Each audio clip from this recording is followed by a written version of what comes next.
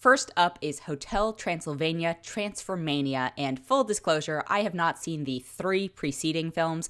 I remember seeing a brief layout-ish clip of Hotel Transylvania at Comic-Con years and years ago and going, you know what, that's enough for me. But every once in a while, I like to, torture myself by giving a sequel a chance, not having seen the ones that came before it, and sometimes it works out, very rarely. But for example, I saw Paddington 2 without having seen Paddington and went, well, this is just a delight, and went back and watched Paddington, and those are wonderful films. Unfortunately, Hotel Transylvania, Transformania, it's not that I couldn't follow what's going along. It doesn't take a rocket scientist to follow the plot of this film.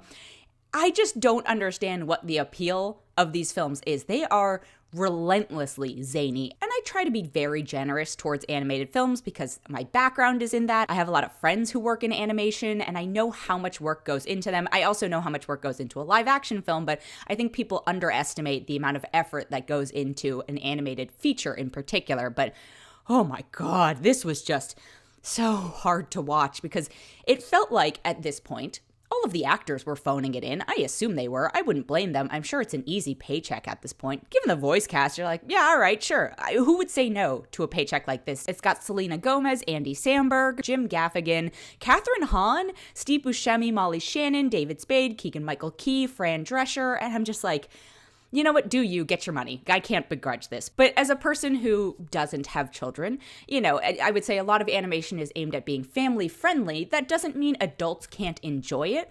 But as someone who is outside of the target, I would say, audience for Hotel Transylvania, Transformania, it was brutal. I almost turned it off. It is, again, relentlessly zany is the way I'm choosing to describe this film. I guess children must like these because this is the 4th one, but I cannot see the redeeming qualities in it. Maybe the first one was good or acceptable and they've just gotten more diluted since, but if I was to choose something to watch and to choose something to watch with my family, this would not be it. There are so many better things out there. Watch Encanto for the 200th time. Watch Paddington 2. Watch anything but this. I feel like you're just going to have a headache at the end of it. Again, it's not hard to follow. You don't have to have seen the prior ones. I'm sure it helps a little bit, but it's pretty self-explanatory. Dracula has a daughter and, now it's about a passing of a torch for the ownership of this hotel and he doesn't like his son-in-law and blah, blah, blah. Theoretically universal themes, but I said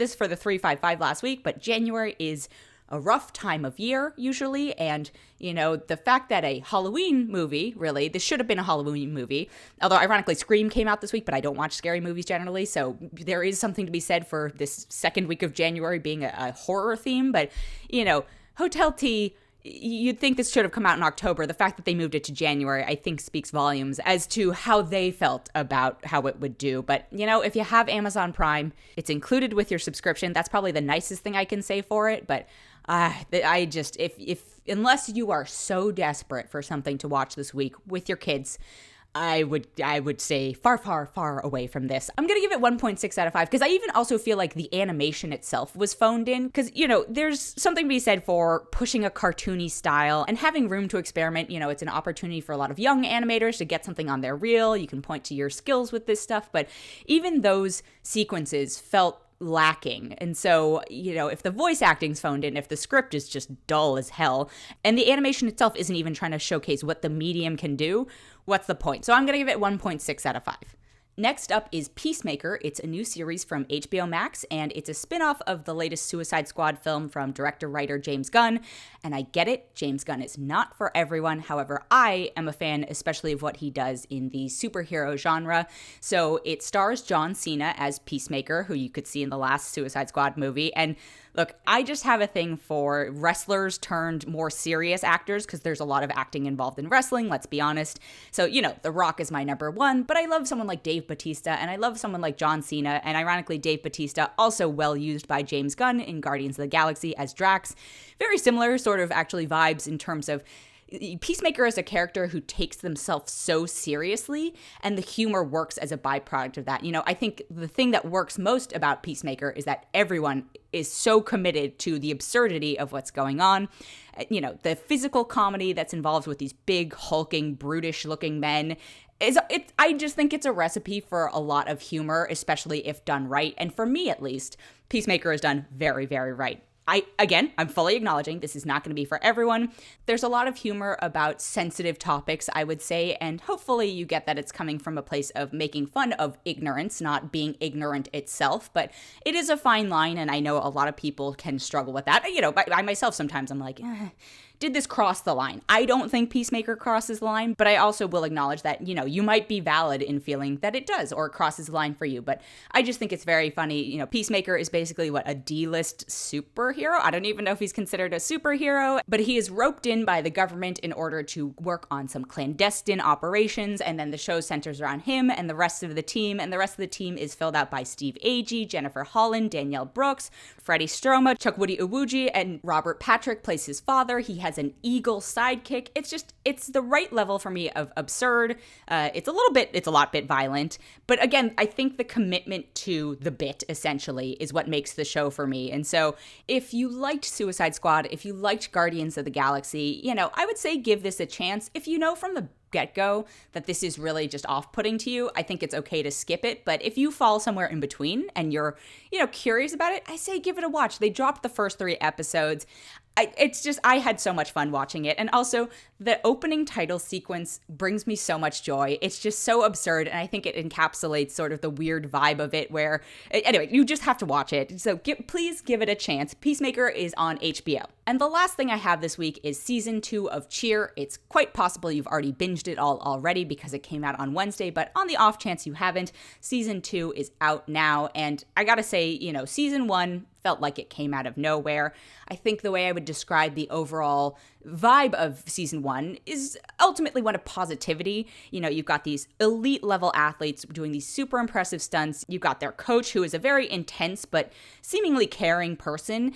But then season 2 takes place in just such a different world. You've got the visibility on all these people and the added pressure of not just the cheer community knows who they are, but now, the world kind of knows who they are. You've got sort of the infighting amongst the people who weren't featured in season 1, and I would say jealousy or envy maybe of the spotlight being on half the team but not the others.